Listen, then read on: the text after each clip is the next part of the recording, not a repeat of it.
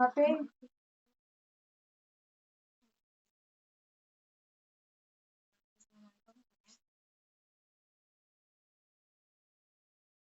Bentar, ini harusnya Rizka bukan? iya ini Rizka, tapi emailnya pakai email rumah. Oh, pantesan dari tadi itu aku ngetolak tuh karena dikira bukan Rizka gitu. Ini juga nggak ada Lisa Fira makanya. Maaf ya. Ya nggak apa. Teh dimulai ya. Assalamualaikum. Ya, Assalamualaikum warahmatullahi wabarakatuh.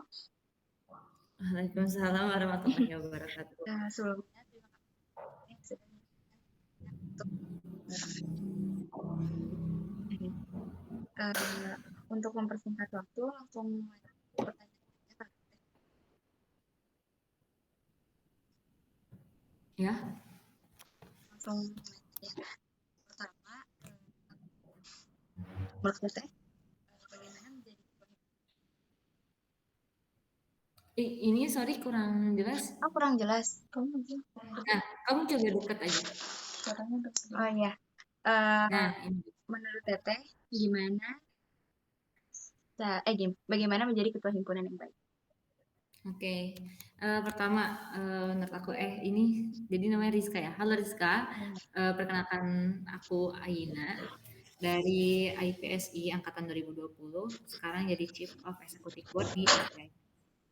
Untuk pertanyaan yang pertama ini mengenai cara menjadi ketua himpunan yang baik gitu ya. Yang baik itu sebenarnya relatif gitu ya. Maksudnya tergantung dari kebutuhan atau kondisi yang ada di himpunannya. Ketika ketua himpunan itu mengetahui kondisi himpunannya seperti apa dan dia itu bisa mewujudkannya gitu ya, mewujudkannya melalui visi misinya gitu ya. Itu menurut aku udah baik gitu ya. Jadi aku sama Pais bisa aja dua-duanya baik gitu ya. Maksudnya karena Pak Is punya visi misi yang melihat kondisi internalnya Hiu seperti apa gitu, aku juga melihat bagaimana kondisi internal SAIPSI hari ini gitu ya seperti apa. Jadi nggak bisa nih gitu kita dibandingin karena apa ya? Karena posisinya sama sampai apa ya, sebagai ketua himpunan gitu ya, enggak gitu. Tapi baiknya itu dilihat dari seberapa kenal dia sama himpunannya dan seberapa apa ya, seberapa konkretkah strategi yang ingin dia capai gitu ya, ingin dia wujudkan gitu di si himpunan ini gitu. Jadi tergantung dari kondisi tersebut. Nah, kalau dari aku SIPSP hari ini dilihat lagi dari esensinya gitu ya, dari lihat lagi ke dalam gitu karena kita sempat ketahan dengan pandemi gitu ya. Jadi aku juga banyak mengevaluasi hal-hal yang udah ada di SIPSI.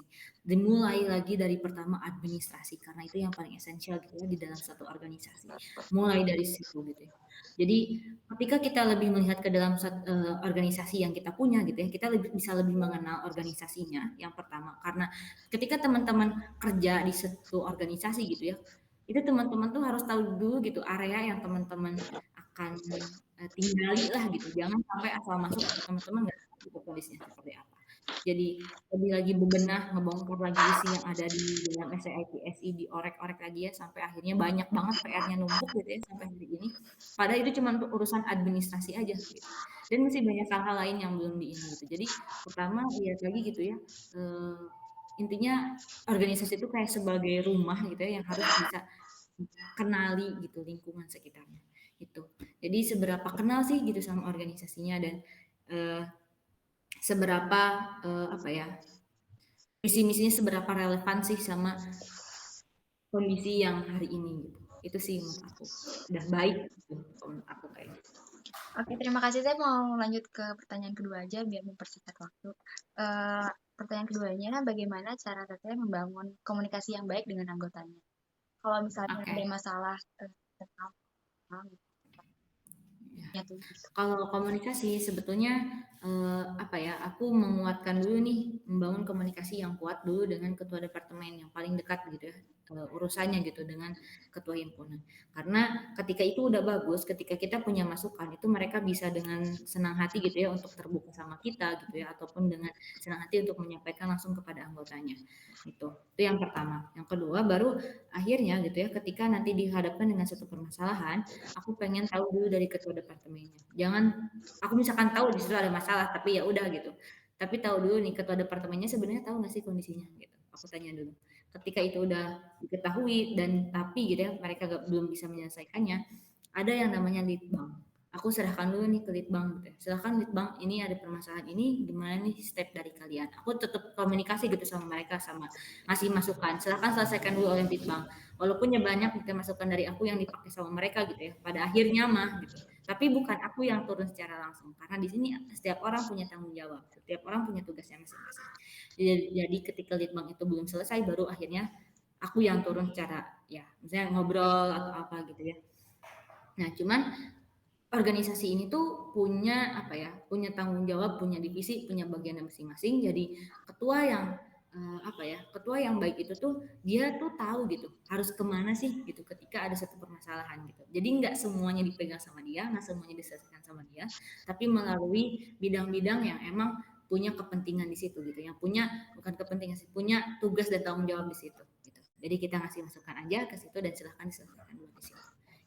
Tapi kalau komunikasi SIPC ya sejauh ini mah karena kita mayoritas perempuan, kita bisa lebih dekat gitu ya dan jumlah kita yang sedikit juga gitu ya. Jadi bisa lebih ke kontrol lah gitu tanda kutip.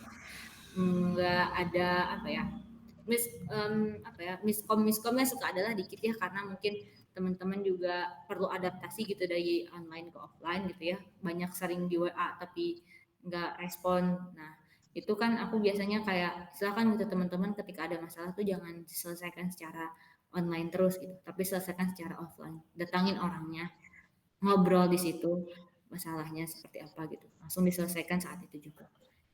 Karena semakin ketumpuk semakin banyak masalahnya gitu, semakin besar masalahnya. Jadi supaya selesai itu sih gitu, langsung masalahnya tuh personal gitu. Oke, baik. Langsung Lanjut ke pertanyaan ketiga itu setiap organisasi pasti memiliki program kerja. Bagaimana langkah awal untuk mempersiapkan program kerja itu? Oke. Aku sebenarnya di SILPSI karena tadi ya lebih melihat lagi ke dalam gitu ya apa aja sih ada di organisasi ini. Jadi ketika sebelum disahkannya di rapat kerja, aku meminta kepada semua departemen itu untuk tahu dulu apa sih program kerja ini tuh kenapa harus diadakan, apa sih tujuannya. Ketika itu udah kebentuk gitu ya, baru misalkan teman-teman bisa ngedesain apakah program kerja itu masih relevan sama kita atau enggak. Apakah program kerja ini tuh masih bisa kita sanggupi untuk dilaksanakan atau terlaksanakan atau enggak. Ketika teman-teman udah punya jawaban atas semua pertanyaan itu gitu ya, pada akhirnya teman-teman dikasih dua pilihan. Mau tetap diadakan, dipertahankan atau mau dihapuskan saja gitu. Hmm. Nah, itu. Jadi sebelum terlaksananya teman-teman tuh harus cari dulu jawaban dari minimalnya 3 poin tadi lah gitu. Baru dari situ ketika teman-teman udah sepakat, oke kita sepakat mau diadain nih, baru teman-teman membicarakan tentang konsepannya. Dari konsepan silakan teman-teman bicarakan secara teknisnya dari A sampai Z. Konsep, tujuan acara itu harus satu frame dulu semuanya, harus satu sepakat dulu semuanya. Baru teman-teman bisa next step-nya ke teknisnya. Karena teknis ini masih banyak pilihannya. Kita nggak tahu apa yang akan terjadi di lapangan. Makanya itu teman-teman harus punya banyak plan teknis gitu ya. Ketika ada satu kondisi ini, teman-teman harus seperti apa reaksinya. Itu silakan teman-teman dikasih banyak opsinya di situ dari awal acara sampai akhir acara, planningnya diperbanyak juga gitu ya, dan disepakati seperti apa. Pilih satu yang sepakati satu yang bisa minim kendala gitu. Itu yang dipilihnya gitu. Silakan. Gitu. Pertanyaan selanjutnya ya. Eh, kan selama ini kayak pemimpin itu kan biasanya Bisa lebih dekat? oh kan biasanya pemimpin itu laki-laki ya teh. Eh, Bagaimana tanggapan teteh kalau misalnya ada orang yang kayak kok cewek berani jadi leader sih gitu? Oke. Tanggapan aku sebenarnya ya udah sih gitu, terserah. Enggak bercanda.